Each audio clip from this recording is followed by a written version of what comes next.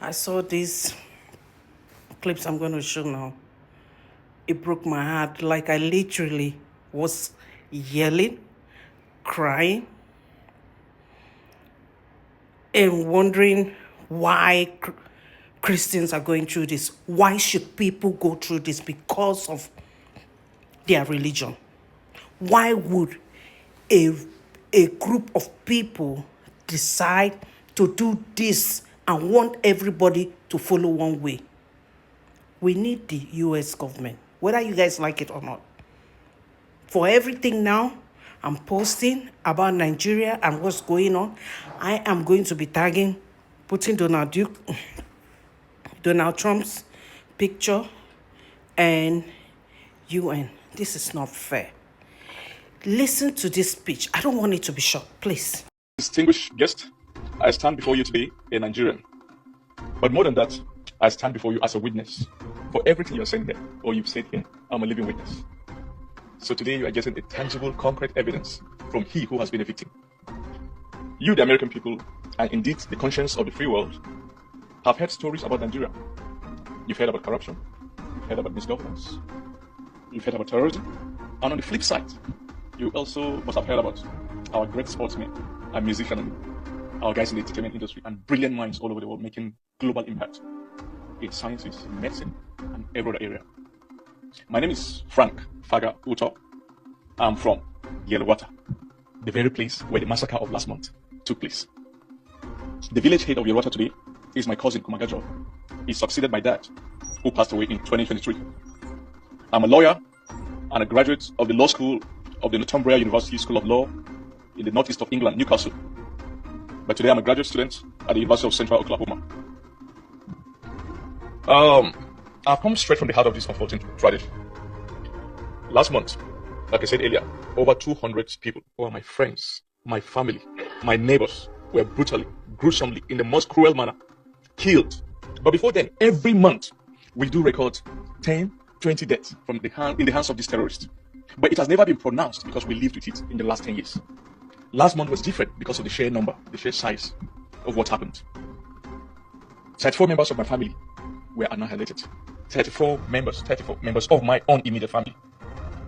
My auntie who was pregnant with twins was butchered, her belly was pierced, and they removed the twins and slaughtered the twins, the fetuses.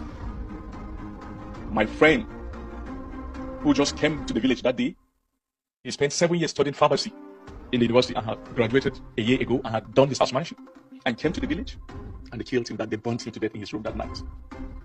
My sister, Godomor Mary, a very devout Catholic who has been an altar server, who is a 300 level student, that's how we call it in Nigeria, 12-year student of accounting in Nasarawa State University, was butchered and her brain was spilled out that night. Children, 1 month old, 3 months old, aged 70 years, 80 years old, people who cannot flee, were cycled to fail in their room and burnt to death. When this massacre happened, the first call I got very first thing in the morning, the first 8 names I asked after spontaneously were all killed. The first 8 names. It was that 20% of my village was annihilated. We're a village of about 2,000 and about more than 200 were killed on that day. Relative to America, it's like 30 million Americans or 50 million Americans killed in a single night. That was just what happened. For too long, the true nature of this conflict has been obscured by euphemisms and mischaracterizations, just like what you say there. Some call it climate change, some call it grazing routes, but those are the euphemisms for the true context, the essence of exactly what is happening. So we in the Middle Belt have faced a calculated, systematic act of terror, and I'm here to tell you unequivocally that Nigerian Christians, especially in the northern part of Nigeria, have been facing genocide. And of course, that's exactly what's happened. I assure you, when armed militias converge in your village and start killing and shouting the internationally recognized slogan and motto of jihadists all over the world, Allahu Akbar, it's no longer ethnic, it's not political, it's strictly religious. And that was exactly what they were doing that night. That was a chant from beginning to end. They were killing and shouting Allahu Akbar every step of the way. And you know the funny thing? They took 4 hours doing that. And let me paint a graphic picture of what Yerota is. My village is situated on the federal highway, what you call the interstate in America. So it's not a village in the hinterland where the road is impassable.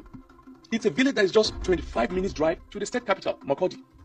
where there's an Air Force base, the Tactical Air Command of the Nigerian Air Force, where they could deploy a drone.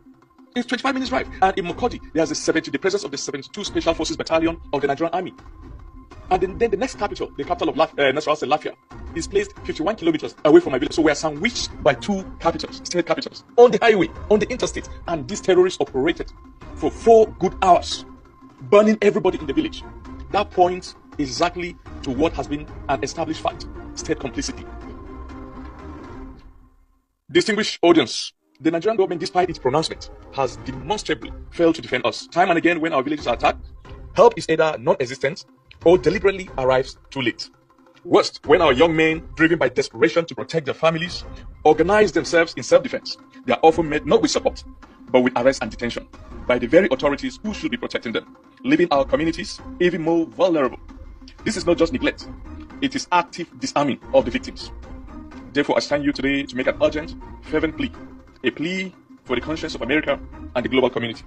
1, I reaffirm what my bishop, the bishop of the Catholic Diocese of Makodi, Bishop Anagui, says to the U.S. Subcommittee on Africa, Congressional Subcommittee on Africa in March this year, that let's designate Nigeria as a country of particular concern. The systematic, egregious violations of religious freedom against Christians in northern Nigeria demand this designation. This is not merely symbolic. It triggers mechanisms for focused diplomatic and economic pressure, sending an unmistakable message to the Nigerian government and the perpetrators that the world is watching and will not tolerate this genocide and injustice. Secondly, we need intervention, not indifference. We need active, robust intervention from the United States, the West, and all people of goodwill across the globe. We need monetary and humanitarian aid, very especially, to help rebuild our villages and take care of the medical and clothing needs of our people, as well as food. Our people don't have food now. They hardly eat in a day. Beyond the humanitarian aid that is desperately needed, we make the following call. A, targeted sanctions. Impose sanctions on individuals and entities implicated in the persecution and violence against Christians in Nigeria. My brother Steve mentioned some names. Those are the names. These figures are well known. Some time ago, 2 years ago, Dubai arrested about quite a couple of terrorists. That's the UAE government, and prosecuted and jailed them. They gave them a corresponding list of their sponsors in Nigeria. The UAE sent that list to Nigeria, and Nigerian government has slept on it up to this day. Intelligence sharing. C. We need capacity building, share critical intelligence with groups capable of defending themselves, and provide non-lethal weapons and defensive capabilities to vulnerable communities by passing a government that has proven unwilling or unable to protect its own citizens. D. Diplomatic pressure. Leverage every diplomatic tool to demand accountability from the Nigerian government for its failure to protect its Christian citizens and to seize the arrest of those attempting self-defense. E. Allow us to defend ourselves. If the Nigerian government cannot and will not defend us from this systematic jihad, then they must allow us the right to defend ourselves. Instead of sending soldiers to arrest our able-bodied youth who are merely trying to protect their homes and families, the government must step aside and permit communities to organize legitimate self-defense mechanisms. Disarming the victims in the face of an existential threat is not neutrality, it is complicity. Furthermore, as crucial part of the solution, we demand that the USA, the Interpol, and the global community arrest the sponsors of the Fulani Jihad in Nigeria, who are the very center of gravity of this genocide.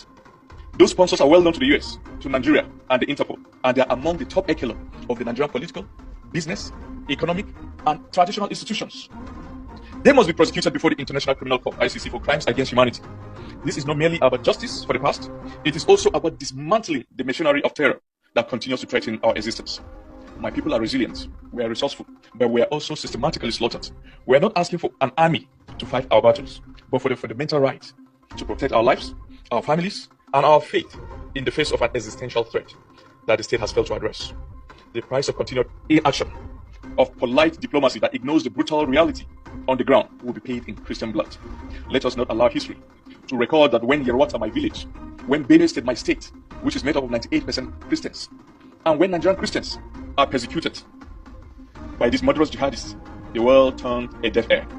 Let us instead forge a new chapter, one where justice prevails, where human dignity is upheld, and where the systematic jihad against Nigerian Christians is made with the resolute stand of a global community, echoing a dark chapter from our own history. Finally, I called on the US, all of you here, to help pray for my siblings, for my friends, for my relations, for my community, for my state. The American dream, which was so well encapsulated and articulated in paragraph 2 of the Declaration of Independence, that you so much desire, we also desire that. We desire this unalienable right to life, liberty, and the pursuit of happiness. Yes, we do. Thank you. God bless you. God bless the United States of America. God bless Nigeria. God bless Yarwata. And may the souls of the faithful departed, through the mercy of God, continue to rest in perfect peace.